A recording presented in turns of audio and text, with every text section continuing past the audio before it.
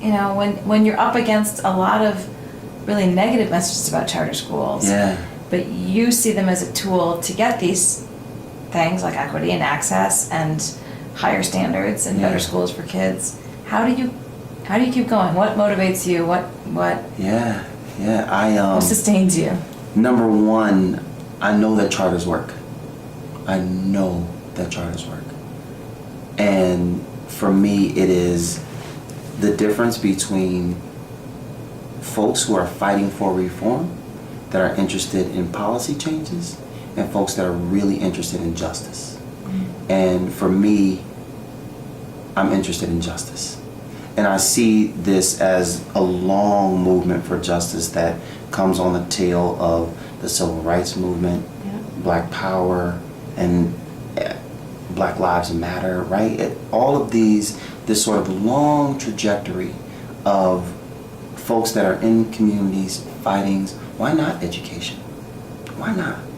Why should that be the untouched portion of this fight for justice? You know, and so I don't necessarily know that I need motivation. I say that because I think motivation is for when you forget why you may be doing something. But the community that I come from, the family that I have, I never forget. I never forget why I do this. Never, ever, ever forget why I do this. And so I think there are different things that motivate me, but overall, I don't know that I need to be reminded. Again, I think that for everything that I've seen and for the community that I grew up in and for the route of change I think that I see and the change that I've seen a number of charter schools make, students can be empowered, and empowered students become empowered adults, and empowered adults become change agents. Is that why charters work? You said you know charters work.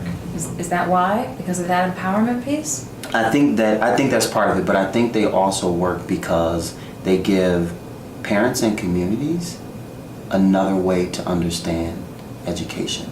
It gives them another, not just another option, right? It gives them another way to really think about, why do you want your kid in this school, right? Because for a lot of charters, you have to specifically go there to that school. It's not sort of a district-wide application where you fill out one and then you check off, whatever your top 3 choices are.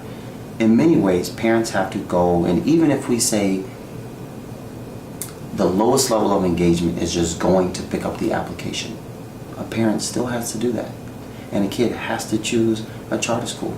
And in many ways, the kid has to abide by those charter school rules and whatever else comes along with it. And so I think that the reason that they work is because they're offering not only another option, but they're offering another view of how kids should be educated, especially for parents.